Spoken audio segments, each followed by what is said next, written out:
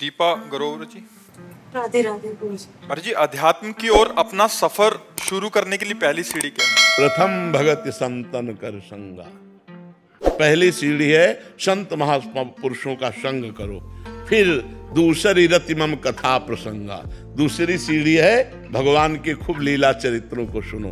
फिर गुरुपद पंकज सेवाति सरि भक्त मान। फिर सदगुरुदेव का वर्ण करो और मान रहित होकर सदगुरुदेव की सेवा करो। और फिर चौथी भगत मम गुण गण करे कपट तज गान। फिर चौथी भक्ति है कि कपट का त्याग करके भगवान के लीला चरित्रों का गायन करो। फिर पांचवी सीढ़ी है जो गुरुदेव ने मंत्र दिया है, मंत्र जाप मम दृढ़ विश्वासा पंचम भगति सुवेद प्रकाशा। दृढ़ विश्वास करके भगवान में मंत्र का जाप करे। छठदम शील बीरत बहुकर्मा निरत निरंतर सज्जन धर्म। प्रपंच के कर्मों का त्याग करके धर्म के कर्मों को करते हुए खूब नाम जप मंत्र जप करते हुए जो सज्जन पुरुष आचरण करते हैं उन आचरणों को करे। सातों सम्मोहि मैं जग देखा मोते अधिक संत कर लेखा। सातवां साधन है सब में भगवान को देखना और संतों को भगवान से भी अधिक मानना। आठों जथा लाभ संतोषा सपने नहीं देखे पर दोषा। दूसरे का दोष दर्शन देखना, दूसरे की निंदा करना, ये सब छोड़ दे और निरंतर समभाव से रहते हुए जैसे भगवान रख रहे हैं उसमें संतुष्ट रहे। नवम सरल सब संचल हीना मम भरोसे ही हरस न दीना। नवम है सरल स्वभाव रहे, नमन कुटिलाई, बहुत धैर्य गंभीर स्वभाव वाला हो, दृढ़ भगवान का भरोसा हो, भगवान की प्राप्ति हो गई। प्रथम भगत संतन, प्रथम शुरुआत होती है संत संग से। राहुल शर्मा जी इंदौर से। राधा वल्लभ श्री हरिवंश महाराज जी। गुरुदेव भगवान, मनुष्य अपने जीवन में कर्म करने के लिए विवश है तथा मनुष्य द्वारा जो भी कर्म होता है चाहे कर्म करने के लिए विवश नहीं है, कर्म फल भोगने के लिए विवश है। नवीन कर्म करने के लिए स्वतंत्र है। पूर्व का जो किया हुआ कर्म शुभ और अशुभ है अवश्य में वो भोक्तव्यम। कृतम कर्म शुभाशुभम। पाप और पुण्य के फल को भोगने के लिए विवश है, नवीन कर्म करने के लिए नहीं। नवीन कर्म वो अच्छा से अच्छा कर सकता है, बुरा से बुरा कर सकता है, उसको छूट है। अब जो कर्म करोगे उसका परिणाम आपको आगे मिलेगा। समझ पा रहे? कर्नल संजीव कुमार जी। महाराज जी, जैसे कि हम शास्त्रों में पढ़ते हैं कि हमें किस्मत के हिसाब से सुख और दुख भोगना पड़ता है, तो क्या हम राधा जी का सिमरन करके दुखों को कम या उन्हें सहन करने की शक्ति जड़ से नष्ट कर सकते हैं? क्योंकि पाप ही तो हमें दुख देता है। और हमारा नाम जो भगवान नाम है, नाम संकीर्तनम यस्य सर्व पाप प्रणाशनम प्रणामो दुख शमनम तम नमामि हरिम परम। जिन भगवान को प्रणाम करके नाम जप करने से, नाम कीर्तन करने से सारे पाप नष्ट हो जाते हैं। स्वयं भगवान ने गीता जी में कहा सर्वधर्मान परित्यज्य मामेकम शरणम ब्रज तो अहम त्वाम सर्व पापेभ्यो मोक्षयिष्यामि मा शुचा। यदि तुम मेरी शरण में आ जाते हो, सब धर्मों का त्याग करके एकमात्र केवल मेरी शरण लेते हो, मेरा भजन करते हो, तो मैं तुम्हें सब पापों से मुक्त कर दूंगा। तो जब सब पापों से मुक्त हो जाता है तभी तो परमानंद में डूबता है, तभी तो अचिंत्य आनंद में डूबता है, तभी तो नित्यानंद विज्ञानानंद घन परम सुख को प्राप्त होता है। नहीं तो कैसे प्राप्त हो पावे? तो हम नाम जप के बल से सर्व पापों को मिटाकर परम पद को प्राप्त कर सकते हैं। पर यह है कि अब जैसे हमारा 500 ग्राम पाप है और अभी हमारा जप हुआ है 50 ग्राम, तो हमें अनुभव में नहीं आएगा क्योंकि 450 ग्राम वजन हमारा भी जुड़। अब हमारा जब 600 ग्राम होगा तब सब विध्वंस होकर परमानंद की अनुभूति हो जाएगी। इसलिए हमें नाम जप बढ़ाते रहना चाहिए। हमें ये नहीं देखना चाहिए कि अभी जो हम 1 साल से नाम जप कर रहे हैं वो कुछ लाभ दे रहा है कि नहीं, क्योंकि वो पहला काम अटैक करेगा आपके पापों के ऊपर। जो आपका नाम है वो पहला काम करेगा, आपको दुख देने वाले जो कर्म हैं उनको विध्वंस करेगा। अब आपका भजन बढ़ता चला जाए और वो सर्व रूप से विध्वंस हो जाए तब आपको आनंद की प्राप्ति होगी। इसीलिए नाम परमानंदमय है, लेकिन प्रारंभ में किसी को परमानंद का अनुभव नहीं होता। जैसे मिश्री मीठी होती है, लेकिन किसी को पित्त रोग हो और मिश्री पवाई जाए तो कड़वी लगेगी, लेकिन वही मिश्री रोज पाता रहे तो पित्त का समन होकर वो मीठी लगने लगेगी। ऐसे ही भगवान का नाम जप या भजन बहुत मीठा अमृतमय है, परम सुखमय है, लेकिन हमें नहीं लगता क्योंकि विषय रूपी पित्त बढ़ गया है। विषयों के प्रति राग और भोग की वृत्ति बढ़ गई है। अब हम नाम जप यही करते रहें तो जहां विषय राग नष्ट हुआ, पाप नष्ट हुआ, तो परमानंद पूरी मन राजा, पूरा हृदय परमानंद में भर जाएगा। तो परमानंद की प्राप्ति के लिए जहां किंचित भी दुख, अशांति, भय नहीं है, वो परम पद प्राप्त करने के लिए हमें निरंतर नाम जप करते रहना चाहिए। हमें परिणाम में रुकना नहीं चाहिए। हो सकता है आप बहुत सुंदर नाम जप कर रहे हो और आपको भोगने के लिए दुख मिल रहा है, क्योंकि पूर्व का पाप अटैक कर रहा है इस समय।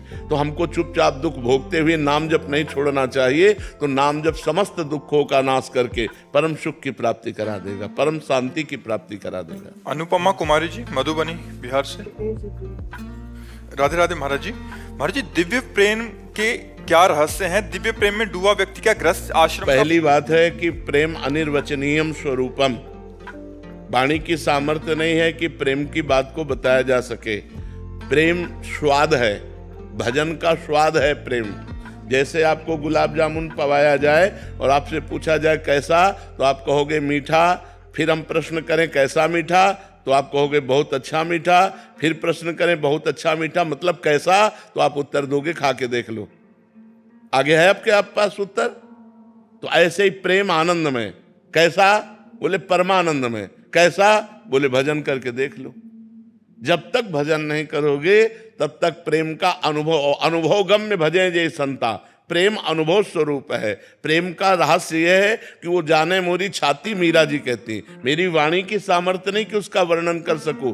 सूक्ष्मतरम अनुभव स्वरूपम प्रतिक्षण वर्धमानम, जो प्रेम का स्वरूप है, कामना रहितम, कोई कामना नहीं, और वो हृदय के अनुभव का विषय, वो वाणी का विषय नहीं है। जो निरंतर नाम जप करते हैं, भगवान की लीला कथा सुनते हैं, भगवान की सेवा करते हैं, पापाचरण का त्याग करते हैं, धीरे धीरे उनके हृदय में भगवान से प्रेम प्रकट होने लगता है। और जब प्रेम प्रकट होने लगता है तब तो और कछु न सुहाए, कुछ अच्छा नहीं लगता।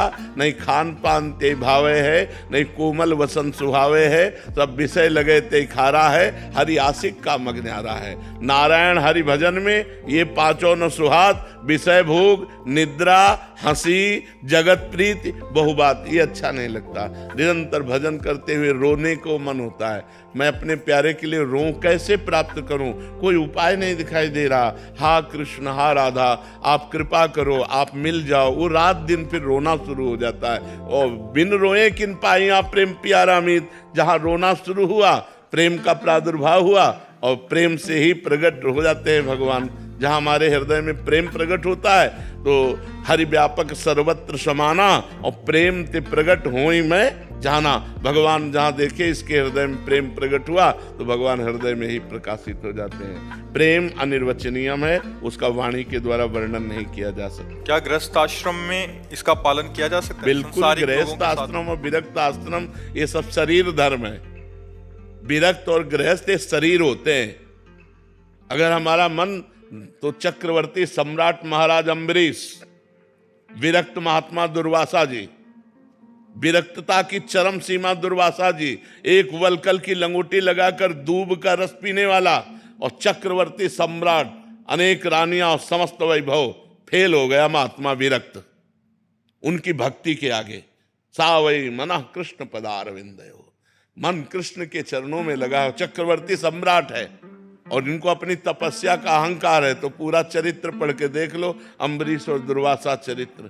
तो इसलिए ये भ्रम हटा दो कि हम गृहस्थ में हैं और हमसे भजन नहीं हो सकता, या हम भक्ति की ऊंचाई नहीं प्राप्त कर सकते, या जो महात्मा लोग गति प्राप्त करते हैं वो हम नहीं प्राप्त कर सकते। नहीं, आप प्राप्त कर सकते हो, पर आप अपने धर्म के अनुसार चलो तब। गृहस्थ धर्म सबसे बड़ा धर्म है। जितने भी विरक्त महात्मा हुए पैदा कहाँ हुए?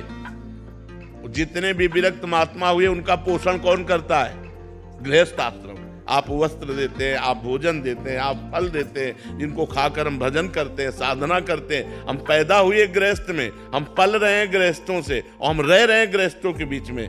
तो ये मत मानो कि हम गृहस्थ हैं तो हमारा जीवन मतलब वो जैसा महात्मा लोगों का जीवन है वैसा नहीं। एक महात्मा मांग करके खाता है तुम्हारे घर से, और तुम उसको खवा कर भजन करते हो, और वो तुमसे मांग के खा के भजन करता है। इसी में देख लो कौन श्रेष्ठ है। तुम उसको खवा करके भजन कर रहे हो, बस भजन की खास बात है। तुम वो अकेले खा करके भजन कर रहा है, तुम पूरे परिवार का पोषण करके समाज को लेकर के भजन कर रहे हो, तुम्हारा महान धर्म है। बस चूक ये हो जाती कि गृहस्थ धर्म में रहते हुए पापाचरण और आसक्ति इतनी प्रबल है कि भजन करना बड़ा कठिन है। अगर ये चूक सुधार लो तो आपको भी वही गति मिलेगी जो एक महात्मा को गति मिलती, वही आपको गति मिलेगी। पूजा जी बेंगलोर से। राधे राधे महाराज जी। महाराज जी, आत्मा तो अमर होती है और मरने वालों का दुख नहीं करना चाहिए, लेकिन इस देह के दुख को कैसे दूर करें कि हमारे साथ जो माता पिता थे उनको इतना प्रेम देखो, करते थे। जब तक ज्ञान नहीं होगा तब तक मोह जो है ये पीसता रहता है, किसी को भी हो। मोह पास ऐसे फांसी की तरह है, वो पूरे जीवन बर्बाद कर देती है। और इसी मोह को जब तक नष्ट नहीं किया जाएगा तब तक भगवान की प्राप्ति नहीं होती। मोह गए बिनु राम पद, होई न दृढ़ अनुराग। जननी जनक बंधु सुतदारा, तनु धन धाम सुहृद परिवारा। सबकी ममता ताग बटोरी, मम पद मनहि बांध बर डोरी। जब तक ज्ञान नहीं होगा और सबकी ममता भगवान के चरणों में समेट के नहीं लगेगी, तब तक जीव को तो ये दुख होता ही रहेगा कि वो मरा, वो बिछो हुआ, वो जन्मा तो आनंदित हुआ, मरा तो दुखी हुआ। यही सुख दुख का पूरा चक्र चल रहा है जिसमें सब पिस रहे हैं। चलती चक्की देख के दिया कबीरा रोए, और दो पाटन के बीच में साबित बचा न कोई। ये जो सुख दुख के पाटन है ना, द्वंद्व है ना, इसी में सब पिस रहा है। तो चलती चक्की देख के दिया कमाल ठठाए, और रहा है सहारे कील के तो बाल न बाका जाए। जो चक्की पूरी सबको पीस डालती है, लेकिन जो दाना सकिल के कील के सहारे हो गया उसका कुछ नहीं बिगड़ता। कील है भगवान, इस संसार रूपी चक्की को चलाने वाले भगवान है। जो भगवान की शरण में चला गया बाल न बाका जाए, वही बच सकता है। इसलिए नाम जप करो, भगवान से प्रार्थना करो कि हमारे अंदर मोह का नाश हो जाए। नहीं, मोह में ही तो सारा जगत फंसा हुआ है, इसी मोह में फंसकर ही दुर्गति को प्राप्त होता है। गोपाल जी पलवल से। राधे राधे महाराज जी। महाराज जी, आत्मा अजर अमर अविनाशी है। हमारे स्थूल शरीर से जो शुभ और अशुभ कर्म होते हैं उनका फल कौन भोगता है और कहाँ भोगता है?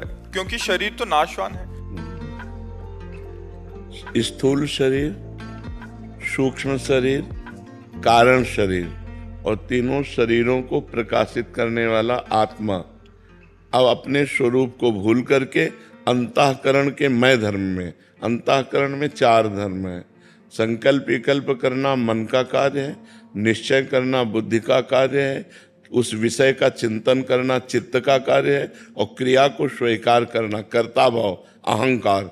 ये अंतःकरण धर्म के अहंकार में आत्मस्वरूप भ्रमित होकर के स्वीकार कर लिया और वो देह भाव को प्राप्त हो गया। जैसे आप अपने को देह मानते हैं, अगर कह दें कि मैं देह नहीं मानता तो देह के सुख दुख का आपको अनुभव होता है। तो इसका मतलब आप अपने को तो जानते नहीं, केवल देह को जानते हैं। तो जो आपका स्वरूप है वो भ्रमित होकर के अंतःकरण के अहम धर्म को स्वीकार करके देहाभिमानी बन, अब देहाभिमानी बन करके वो सुख का कर्ता और भोक्ता, अहंकार विमूढ़ आत्मा कर्ता हमिति मन्यते, मैंने ऐसा किया, मैं ऐसा करूंगा, मैं ऐसा कर सकता हूँ, इस भाव में फंसकर पुनरपि जननम पुनरपि मरणम पुनरपि जननी जठरे शयनम, उस अजन्मा अविनाशी को ये भोगना पड़ रहा है। बस यही शुद्ध ज्ञान हो जाए तो मोक्ष को प्राप्त हो जाए। अब ये ज्ञान प्राप्त करने के लिए साधना आवश्यक है। जैसे दूध में घी है पर दूध में पूड़ी नहीं पका सकते आप, उसके लिए प्रक्रिया है। दूध को गरमाइए, फिर दही जमाइए, फिर दही मथिए, फिर मक्खन निकालिए, फिर मक्खन तपाइए, तब जाके घी निकलता है। ऐसे ही परब्रह्म परमात्मा सर्वत्र है, आप भी वही स्वरूप हैं, और उसके लिए साधना करनी पड़ेगी। तप के द्वारा जब अंतःकरण पवित्र होगा तो आप साक्षी भाव को प्राप्त हो जाएंगे। आपको पता चलेगा कि मैं अलग हूं और ये सिस्टम अलग है प्रकृति का। ये प्रकृति का सिस्टम है, जो आप परमात्मा स्वरूप होकर भी प्रकृति में आसक्त हो गए तो आपकी दुर्गति हो गई। अब अनासक्त होने के लिए आपको साधना करनी पड़ेगी, भजन करना पड़ेगा, तपस्या करनी पड़ेगी, तब आप अपने स्वरूप को प्राप्त होंगे। समझ पा रहे आप? सूरज जी। राधे राधे महाराज जी। महाराज जी, मानसिक दीक्षा का क्या स्वरूप है? मानसिक दीक्षा किसकी होती है? जब हम किसी महापुरुष में अत्यंत आसक्त हो जाते हैं और वो प्रगट में नहीं होते हैं, तब वो आकर के मानसिक दीक्षा देते हैं। जब हम जैसे भाई जी महाराज, रामकृष्ण परमहंस जी, बड़े दिव्य महापुरुष, हमारी आस्था हो गई और हमारी दृढ़ आस्था कि हमारे यही गुरु हैं, और हम अंदर से पूर्ण मनोयोग से उनका ध्यान करते हैं तो हमारे मन में जागृत हो जाएंगे और मानसिक दीक्षा देकर हमारा कल्याण कर देंगे। समझ पा रहे हो? वो दिव्य महापुरुषों द्वारा होती है। अगर हम कैसी ऐसे अव्यक्त महापुरुष पर श्रद्धा करते हैं जिनका शरीर इस समय वर्तमान में है नहीं, तो फिर वो अव्यक्त रूप से आकर हमारे मन में मानसिक दीक्षा देते हैं। कैसे समझे कि मतलब दीक्षा वो तो ऐसे होगी जैसे हम आपको दे रहे हैं, ऐसे थोड़ी होगी कि कोई भ्रमात्मक हो। स्पष्ट आपको प्रतीत होगा हमारे गुरुदेव हमारे सामने आए, हमको मंत्र दिए, हमको ऐसा किया पूरा अनुभव होगा। वो किसी समझने की जरूरत थोड़ी, वो तो जैसे हम आप बात कर रहे हैं ऐसे बात होगी। पर इतनी क्षमता आ जाए कि हम अव्यक्त महापुरुष को व्यक्त कर लें अपने मन में, इसके लिए भी तो भजन और भाव चाहिए। नागाराम चौधरी जी, राजस्थान से। राधे राधे। राधे राधे महाराज जी। महाराज जी, आप बोलते हैं कि नाम जप से गुरु की प्राप्ति होती है, तो क्या गुरु की प्राप्ति होने पर हमारा जो पहले नाम जप किया है वो गुरु की प्राप्ति में भजन खर्च हो जाता है? वो और प्लस हो जाता है, वो और सार्थक हो जाता है। जब हम ऐसे नाम जप करते हैं तो हमें सदगुरुदेव मिलते हैं, जो सदगुरुदेव प्रदत्त नाम जप करते हैं तब इष्ट देव मिलते हैं। तो वो इष्ट देव के मिलन की ही सीढ़ी बन जाता है, वो उठा करके आपको अध्यात्म की ऊंचाई में पहुंचा देगा। नाम जप कभी व्यर्थ थोड़ी होता है। समझ पा रहे आप? हाँ, जैसे आपके घर में पैसा जमा है, वही बैंक में पहुंच गया तो बैंक में ब्याज सहित मिलने लगा और सुरक्षित हो गया। तो ऐसे नाम जप किया, ये घर का है, और जब हम गुरु में पूर्ण श्रद्धा करके समर्पित हो गए, अब ये सरकारी हो गया, अब ये अविनाशी चिदानंदमय सुख आपको प्रदान करेगा। जी। अतुल जी। राधे राधे। राधे राधे महाराज जी। महाराज जी, सत्मार्ग और सत्कर्म करने के पश्चात भी जब कार्यों में विघ्न होते हैं तब मन बड़ा विचलित होता है। इससे ऐसा भी लगता है विघ्न ना हो तो सत्कार्य कैसा? जिसमें विघ्न ना हो तो सत्कार्य कैसा? ये माया विघ्न डालेगी सत्कार्य में, और हम सत्कार्य करने वाले हैं, इसलिए हमको बहुत संघर्ष लड़ना पड़ेगा। सुबह रघुनाथ जी का राज्याभिषेक तय हो गया और शाम के ही 14 वर्ष का वनवास। देखो, भगवान सच्चिदानंद है ना, तो इन्हीं के जीवन में देख लो। सुबह रघुनाथ जी का राज्याभिषेक होने वाला, पूरी अवध में आनंद बधाइयां बजने वाली हैं, और शाम के ही शोक पूरी अयोध्या में छा गया। माता कैकेयी जी के द्वारा ये 2 वरदान मांगे गए, 14 वर्ष विशेष उदासी, भगवान का वनवास, और भरत जी का राज्याभिषेक। महाराज का प्राण छूट जाता है, दशरथ जी का, सब माताएं वैधव्य को प्राप्त होती हैं। पूरी अयोध्या 14 वर्ष तक वियोग अग्नि में जलती है, और कहाँ सुबह आनंद होना था। तो भगवान ने अवतार लेकर ही हमको शिक्षा दी कि मृत्युलोक में मानव जीवन संघर्षमय है, इसमें हमें लड़ना पड़ेगा। विपत्ति, अपमान, असफलता, इनको रौंदना पड़ेगा। तपस्या के बल से, भजन के बल से, तीर्थयाटन, जन समुदाय की सेवा, इन पवित्र कार्यों के द्वारा हम बलवान बने और इस माया के द्वारा दिए हुए विघ्नों को रौंदे और फिर निकल। ये तो विक्षेप पड़ेगा। हमारी किसी पूजा पाठ की त्रुटि से तो नहीं ऐसा होता? नहीं, ऐसा नहीं होता। ये माया का कार्य है। माया स्वयं अपना स्वरूप प्रकट करती है जब, तो 3 गुण हैं, सतोगुण, रजोगुण, तमोगुण, और यही कोई न कोई रूप रख करके विक्षेप पहुंचाते हैं हमारे मार्ग में। तो हमको नाम जप के द्वारा, अध्यात्म के ज्ञान के द्वारा, उसके द्वारा पहुंचाए हुए विक्षेपों से आगे निकल जाना है। बड़े बड़े सिद्ध संतों के जीवन में विक्षेप हुए हैं, तो फिर अपने लोग तो साधारण जीव हैं, बड़े बड़े सिद्धों के जीवन में विक्षेप पहुंचे हैं। तो हमको चिंता नहीं करनी, हमें संघर्ष करना है, हमें हारना नहीं, निराश नहीं होना, उदास नहीं होना, और ये निश्चय रखना है इसी जन्म में हम माया पर विजय प्राप्त करके भगवान को प्राप्त करेंगे, क्योंकि हम भगवान की शरण में हैं, भगवान का नाम जप करते हैं। ये निश्चय कभी बदलने ना पावे, ये निश्चय दृढ़ रहे, भगवान का भरोसा दृढ़ रहे और भगवान का नाम जब चलता रहे, आप विजय को ही प्राप्त होंगे। भगवान को अधीन कर लेता है भगवान का सुमिरन करने वाला। सुमिर पवन सुत पावन नामू, अपने बस करि राखे रामू। तो जिसके अधीन भगवान है, फिर उसका कौन बाल बाका कर सकता है।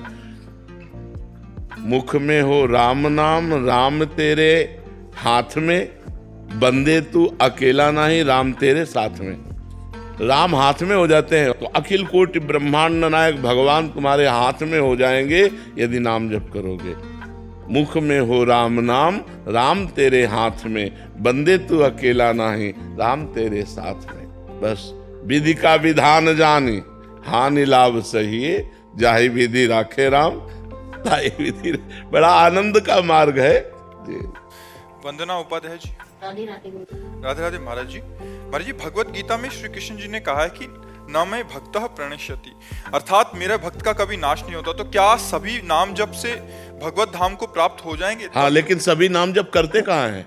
सभी भगवान के आश्रित कहाँ हैं? गीता जी में लिखा है कि जो दुष्कृति है, मूढ़ है, नराधम है, वो मेरी शरण में नहीं आते। रामचरितमानस में लिखा है, पापवंत कर सहज स्वभाऊ, भजन मोर ते भाव न काऊ, जो पे दुष्ट हृदय सोई होई, मोरे सन्मुखाव की सोई। तो सब कहाँ नाम जप करते हैं? सब कहाँ भगवान के शरण में? अगर ऐसा हो तो विश्व मंगल स्वरूप हो जाए, अभी राम राज्य छा जाए। यदि हम भगवान के शरणागत होकर पापाचरण का त्याग करके नाम जप करें, अभी हमारा मंगल हो जाए, अभी हमारा कल्याण हो जाए। अमित जी। राधे राधे महाराज। राधे राधे महाराज जी। महाराज जी, कभी ऐसी परिस्थितियां उत्पन्न हो जाती हैं कि हमारे द्वारा बनाया गया दैनिक नियम था जो नाम जप का, तो पूरा नहीं हो पाता। ऐसे में नियम भंग होने के कारण हमें नाम जप का पुण्य प्राप्त हो सकेगा या नहीं? अगले दिन फिर हम प्रयास, जैसे आपका 11 माला का नियम है, आज आपने 2 माला जप किया, तो अगले दिन की 11 प्लस 9। अगर आपका 5-6 दिन छूट जाता है तो 4-4 माला बढ़ाते चले जाइए रोज दिनचर्या में, और उनको पूरा कीजिए। इससे हमारा भजन बढ़ेगा, इससे हमारा सुकृत बढ़ेगा, इसमें हमारा मंगल होगा। नियम निष्ठा नहीं तोड़नी चाहिए। मतलब किसी समस्या में हम फंस गए, अब 10 दिन हमसे हमारी दिनचर्या नहीं हो पाई, तो अब हम 11वें दिन, मान लो 11 माला, तो 11 माला और 5 माला एक्स्ट्रा करते हैं। अब तब तक हम 5 माला एक्स्ट्रा करते चले जाएंगे जब तक हमारा 10 दिन का वो पूरा कवर नहीं हो जाएगा। ऐसे भजन किया जाता है। गृहस्थी में समस्याएं आ सकती हैं कि आप नियम पूरा नहीं कर सकते, तो उसको अगले दिन पूरा कीजिए, उसके अगले दिन पूरा कीजिए, 3 दिन में 4 दिन में उसकी कमी को पूरी कीजिए। समझ पा रहे हैं? सुनीता जी मेरठ से। श्री हरिवंश महाराज जी। महाराज जी, अगर भगवान के समक्ष किया गया संकल्प पूरा ना कर पाए तो प्रभु क्षमा कर देते हैं? अरे हम बच्चे हैं, हमारा क्या संकल्प? हमसे तो गलतियां होती ही रहेंगी, हमसे तो त्रुटि होती रहेंगी, पर प्रयास करें, जो हम नियम लें उसको पूरा करें, प्रयास करें। अगर हम प्रयास में असफल होते हैं तो भगवान नाराज क्यों होंगे? वो बहुत गंभीर पिता हैं, वो उदार शिरोमणि पिता हैं, हम उनके बच्चे हैं। बच्चों से त्रुटि हो जाए तो पिता नाराज थोड़ी होते हैं। वो तो बहुत बड़े हैं, बहुत कृपालु हैं, बहुत उदार हैं। पर हमें चाहिए कि हम जो नियम लें, जो संकल्प करें, उसे पूरा करना चाहिए। ऐसे सहसा संकल्प नहीं लेना चाहिए, लेकिन जो संकल्प लें उसे पूरा करें। अगर नहीं कर पाते हैं तो भगवान से निवेदन करें, प्रार्थना करें कि प्रभु हमें बल दो, मैं उस संकल्प को पूरा करूं। बकाया उसमें कोई हानि नहीं है कि कोई हानि हो जाएगी। वो मंगल भवन अमंगल हारी है, वो कभी अमंगल तो कर ही नहीं सकते जी। राम चौधरी जी। महाराज जी, आपके चरणों में कोटि कोटि प्रणाम। गुरुदेव भगवान, आपकी कृपा से नाम जप हो जाता है, लेकिन मेरे से और साधन नहीं बन पा रहे। जैसे कि मतलब कोई भी नियमावली हो या पाठ आदि हो, मेरी श्रद्धा चलेगा, बस केवल नाम जप करते रहो, इसी से भगवत प्राप्ति हो जाएगी। निरंतर नाम चलाते रहो, बस इसी से काम बन जाएगा। पर पापाचरण नहीं होना चाहिए, साइड में परहेज है, दवा के साथ साइड में परहेज है। अगर गंदे आचरण करोगे, पापाचरण करोगे, तो नाम जप उसी को भस्म करने में लगा रहेगा, तो तुम्हें आनंद की अनुभूति कब होगी? इसलिए पापाचरण का त्याग करके यदि केवल नाम जप किया जाए तो नाम जप मात्र से ही भगवत प्राप्ति हो जाएगी, सब दुखों का नाश हो जाएगा, सर्वानंद हो जाएगा। भगवान का नाम सर्व सामर्थ्यशाली है। हर्षिता। राधे राधे। महाराज जी, मेरा प्रश्न है कि हम अपने हर कार्य, हर परिणाम के लिए खुद को भगवान के चरणों में समर्पित कर देते हैं, तो क्या ये समर्पण हमें आलस्य प्रदान तो नहीं कर देगा? नहीं, कैसी बात करते हो? भगवान का समर्पण वीरता प्रदान करता है कि आलस्य? भगवान के चरणों में समर्पण कर देने का मतलब सर्व मंगलमय, और वो बहुत धन्यवाद है कि आप हर क्रिया को भगवान के चरणों में समर्पित करके करें। अगर ऐसा कुछ है कि भगवान सब कर देंगे और हम पापाचरण करते हैं, फिर गलत बात है, ये कायरता होगी। हम गंदे आचरण कर रहे हो, भगवान की कृपा से हमारा मंगल हो जाएगा, ऐसा कैसे हो रहा है? हम अच्छे कार्यों का संकल्प करते हैं, पर भगवान की शरण में होकर कि प्रभु अब आप देख लीजिए, अब मैं सतमार्ग में चल तो रहा हूं पर मैं चलने लायक नहीं हूं। ना मैं इंद्रिय विजयी हूं, ना मैं काम विजयी हूं। प्रभु पर भरोसा आपका है कि आप मुझे जिता दोगे, आप मुझे निकाल दोगे, तो निकल जाएंगे। फिर भगवान की कृपा, ऐसे चला ही जाता है। ऐसे ही अहंकार करके थोड़ी सतमार्ग में चला जाता है कि मैं ऐसा कर लूंगा। नहीं, भगवान की कृपा से हो जाएगा। प्रयास हमारा, सफलता भगवान की कृपा, ऐसे चला जाता है। पवन कुमार जी हिसार से। राधे राधे महाराज जी। महाराज जी, नौकरी लगने से पहले मेरी भगवान में आस्था बहुत थी, और जिससे मुझे नौकरी भी मिल गई, वैसे ही मेरी श्रद्धा से शादी भी हुई, बच्चा भी हो गया। अब धीरे धीरे महाराज जी आस्था और मतलब भजन कम क्यों होता चला जा रहा है? उसे बढ़ना चाहिए, भजन तो बढ़ना चाहिए। हमारी जब कामनाओं की पूर्ति होती है तो हम उसमें लिप्त हो जाते हैं, भजन को छोड़ देते हैं। जिनके कारण कामनाओं की पूर्ति हुई, उस कारण को छोड़ देते हैं और क्रिया पर आसक्त हो जाते हैं। पत्नी, पुत्र, परिवार, मनोनुकूल मिल गया, भूल गए भगवान को। इसलिए हमें चाहिए कि हम अपना भजन और बढ़ावें, क्योंकि ये चीजें स्थायी नहीं है। ये स्थायी नहीं है। नौकरी भी छूट सकती है, पत्नी भी पधार सकती है, पुत्र भी पधार सकता है, आप भी पधार सकते हैं। ये मृत्यु लोक है, नाशवान है। फिर क्या हाथ लगेगा?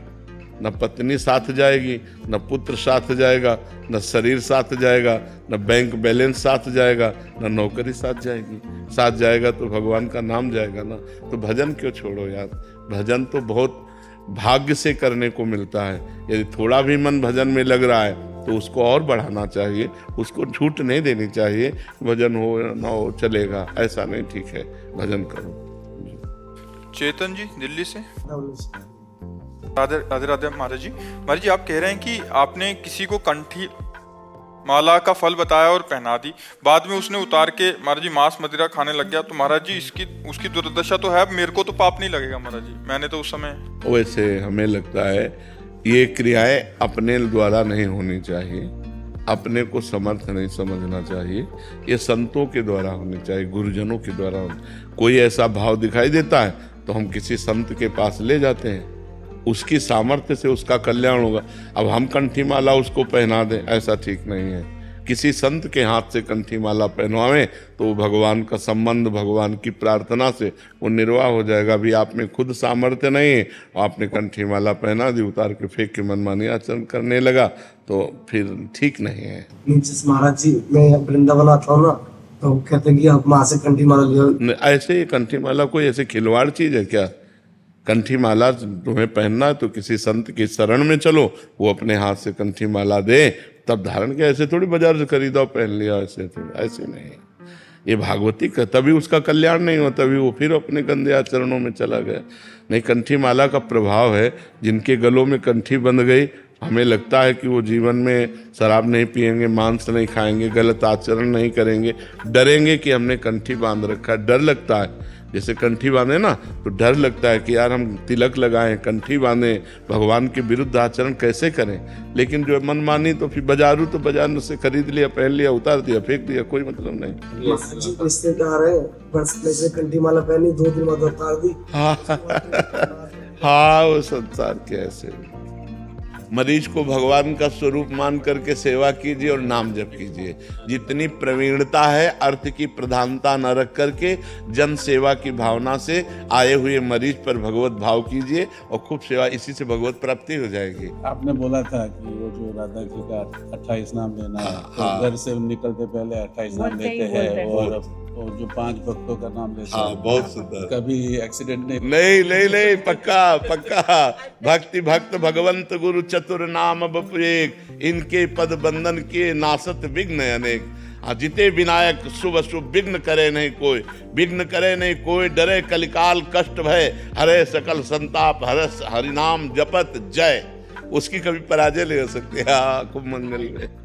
ये मोदी जी के भाई हैं, इनको दर्शन की बहुत अभिलाषा थी। तो माँ के साथ रहने का मुझे सौभाग्य प्राप्त हुआ था। हाँ, 2 साल पहले शरीर छोड़ दिया माता जी। बहुत सुंदर। और नाम जप करते रहिएगा, नाम जप कर, खूब नाम जप कीजिएगा। भगवत आराधना ही जीवन का परम लाभ है। बहुत सुंदर। भगवान, हम अलग अलग मंदिर में जाते हैं तो भगवान का स्वरूप अलग अलग होता है। ध्यान भजन करते हैं तो कंफ्यूजन होता है, तो उसको समाधान होगा। इसमें क्या है कि आचार्य परंपरा से जब हम जुड़ते हैं, तो जैसे अब हम हैं तो हम जाएं कहीं भी, लेकिन हम ध्यान करेंगे राधा वल्लभ जी का, क्योंकि हरिवंश महाप्रभु के हम शिष्य हैं और राधा वल्लभ जी हमारे इष्ट हैं। तो अब जैसे कोई स्वामी हरिदास जी का है तो बाकी बिहारी का ध्यान करेगा। अब जैसे आप नहीं जुड़े हैं तो आपको मान लेना चाहिए कि मेरे बांके बिहारी जी, तो दर्शन सब जगह करो लेकिन ध्यान बिहारी जी का करो। ऐसे चला जाता है भगवान के मार्ग में, एक जगह कहीं अपनी निष्ठा कर ली जाती है और फिर सतमार्ग में चला जाता है। जी, मैं 78 हूँ और मैं जब भी मेडिटेशन करता हूँ, ध्यान करता हूँ, अग्नि में बैठ के करता हूँ, तो मैं करता रहा और शिव की उपासना करता रहा। एक दिन मेरे को क्या है कि आपका स्मरण हुआ और मुझे ऐसा लगा जैसे आप खुद बैठे हो और मुझे इतनी शांति मिली, इतना आनंद मिला कि मैं उसके बाद में जब भी डिप्रेशन में होता हूँ तो मैं आंख बंद करके रात को याद करता हूँ और जैसे ऐसा क्यों होता है? देखो, जिन भगवान शिव का ध्यान करते उन्हीं भगवान शिव के हम हैं। अब वो आपको कृपा कराने के लिए उस रूप का दर्शन करा रहे हैं, उनकी कृपा है, भगवान शिव की कृपा से। घर पे माता जी का, माता शेरावाली का भी घर भी विराजमान है जी। तो मैं राधा नाम से जब करता हूँ। आप बिल्कुल बिल्कुल वही राधा है, वही दुर्गा है, कोई अंतर नहीं है। वही सर्वशक्ति स्वरूपा भी है, वही प्रेम स्वरूपा भी है। प्रेम स्वरूपा में राधा है, शक्ति स्वरूपा में दुर्गा है। ठीक है महाराज जी, आप हर एक प्रश्न का उत्तर काम, क्रोध, लोभ, मोह, जिसका भी उत्तर होता है नाम जप का, क्योंकि बिना नाम जप के पावर नहीं है। महाराज जी कोई ऐसा उपाय नहीं है कि बाहर बता दें, कहीं दीपक चढ़ा दें या कहीं? ये सब नौटंकी है। अगर ऐसा हो तो 10-20 टीन घी लेकर के जला दो और हमें बताओ तुम्हें लाभ मिल जाए तो। कुछ नहीं होने वाला। बिना अंदर के, तुमने पाप किया है अंदर के चिंतन से, ध्यान दीजिए। अंदर आपने कामना की और शरीर से आपके पाप हुआ। अब अंदर से कैसे ठीक होगा? अंदर नाम जब ठीक करेगा। सांप बैठा है बिल के अंदर, ऊपर सैकड़ों लाठी जमा दो, उसको कोई फर्क पड़ेगा क्या? बिल के अंदर घुस के मारा जाए तब वो मरेगा। तो इस शरीर रूपी बिल के अंदर बैठा हुआ पाप है, उस पाप को मारने के लिए नाम जपना अत्यंत आवश्यक है। गंगा पाप नष्ट कर सकते, लेकिन पाप की प्रवृत्ति भजन नष्ट करेगा।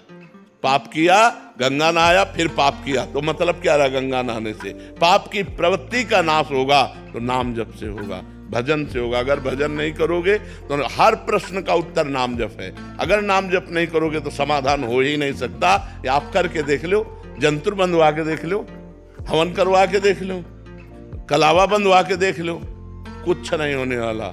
राम राम राम, राधा राधा राधा, सब बात। महाराज जी वो अच्छा लगता है कि दूसरे जैसे पंडित जी कर लें ठीक रहेगा, बट हमें कुछ ना करना पड़े। तुम करो पाप और पंडित जी करे जब, तो तुम्हारा कल्याण हो जाएगा। ऐसे हो जाएगा? नहीं, ऐसा कदापि नहीं हो सकता, कदापि नहीं हो सकता। तो महाराज जी बाहरी इससे मतलब उतना इफेक्ट नहीं पड़ेगा? बिल्कुल असर नहीं पड़ेगा। हम कह रहे हैं, देखो खास बात समझिए। स्वप्न में एक आदमी समुद्र में डूब रहा है। अब वो कह रहा बचाओ, आवाज बाहर जोर से निकली, मैं समुद्र में डूब रहा हूं, बचाओ। अब हम लोग सैकड़ों तैराक उसके सामने एकत्रित कर दें, नौकाएं एकत्रित कर दें, क्या वो बच सकता है? एक उपाय केवल है, जगा दो उसे। समझ रहे हो ना? उसे जगा दो। अब एक बूंद पानी नहीं, जब वो समुद्र में डूब रहा था। ऐसे ही ये जगत माया प्रपंच है। जब तक ज्ञान नहीं होगा, जब तक भजन नहीं होगा, जैसे उसका एक ही उपाय केवल जगा देना है। आप सैकड़ों तैराक एकत्रित कर लो, बचा नहीं सकते उसको। नौका, जल जहाज नहीं बचा सकते। क्यों? वो स्वप्न में डूब रहा है। उसको जगा दो, बस उसका स्वप्न टूट जाए, वो जग गया, अब वो बच जाएगा। जो सपने सिर काटे कोई, बिन जागे दुख दूर न होई। ऐसे ही जब तक आपको ज्ञान नहीं होगा तब तक आप रोते रहोगे इस जगत के मोह में, राग में, काम में, क्रोध में, लोभ में। थोड़ा दान पुण्य किया, थोड़ा पाप नष्ट हुआ, फिर पाप किया, फिर इससे काम नहीं बने। काम बनेगा पाप की जड़ का नाश हो, और पाप की जड़ है पाप की प्रवृत्ति। उस प्रवृत्ति में जब तक ज्ञान नहीं जागृत होगा तब तक बात नहीं बनेगी। इसलिए खूब नाम जप करना अत्यंत अनिवार्य है। महाराज जी और कैसे पता लगेगा कि हमारे पाप नष्ट हो रहे हैं और हो गए हैं? जैसे जैसे पाप नष्ट होते जाएंगे, चिंता, शोक, भय, ये सब नष्ट होता जाएगा। अपने अंदर अपने आप हृदय में आने लगेगा, मैं निष्पाप हो गया हूँ। अपने आप हृदय में आने लगेगा मेरे पाप कम हो रहे हैं, अपने आप अनुभव में आएगा। जैसे जैसे भजन बढ़ता चला जाएगा, भगवान प्रिय लगने लगे, धर्म प्रिय लगने लगे, गंदे आचरणों से घृणा होने लगे। ये है पवित्रता का लक्षण। पापी पुरुष के हृदय की स्थिति क्या होती है? हर समय वो चिंता, डिप्रेशन, शोक में रहता है। हाँ, निगेटिव, उसका हर चिंतन निगेटिव हो, यहाँ तक निगेटिव हो जाएगा कि उस करने की वो सोच लेगा। अब उसको कल्पों तक भटकना पड़ेगा। अरे मनुष्य जन्म मिला है समस्या का समाधान करने के लिए, ना कि समस्या बढ़ाने के लिए। क्या समस्या बढ़ाना है, ना कि समस्या मिटाना है। लोग समझते नहीं है, सोचते हैं आप कर लेंगे तो हम समस्याओं का निदान कर लिया, और घोर समस्या में फंस गए। समस्या का निदान करने का उपाय मनुष्य शरीर था, उसको खो दिया। अब तो सवाल नहीं उठता। 83,99,999 योनियों में एक भी योनि ऐसी नहीं है जिसमें आप भजन करके भगवान को प्राप्त कर लें। 84 लाख योनि की पूर्ति ये मनुष्य शरीर से होती है। इसी मनुष्य शरीर से भजन करके हम अपना कल्याण कर सकते हैं। समस्त समस्याओं का निदान भजन है, अगर भजन नहीं तो कुछ नहीं है। प्रवृत्ति में रहते हुए स्मरण का। हाँ, लेकिन उस प्रवृत्ति को भी भगवत अर्पण कर दे। जैसे हम 2 घंटे किसी ऐसी प्रवृत्ति में लगे जिसमें हमारा नाम छूट जाता है, तो पूरी सृष्टि भगवान का स्वरूप है। मत्ता परतरम नान्यत किंचिदस्ति धनंजय, मेरे सिवा कुछ नहीं। तो उसे तुरंत 2 घंटे बाद हम भगवान का स्मरण करते हुए कि ये सेवा इन स्वरूपों में आप ही थे प्रभु, मैंने ये सेवा जो की वो आपकी प्रसन्नता का हेतु बने, वो कृष्णार्पणम मस्तु, तो वो भी भजन माना जाएगा। वो मदर्थ कर्म है, भगवान के लिए कर्म है, तो वो भी भजन ही माना जाता है। क्योंकि प्रवृत्ति में छूट जाना स्वाभाविक है। हम जब एकाग्र होकर किसी से बात करते हैं, एकाग्र होकर कोई कार्य करते हैं, तो फिर मन एक कार्य को ही पूर्ण रूप से संभाल पाता है, तो वो सुमिरन फिर नहीं पकड़ पाता है। तो हम उस क्रिया को भगवान को समर्पण कर दें, वो कर्म योग बन जाएगा, जिससे भगवत प्राप्ति हो जाएगी।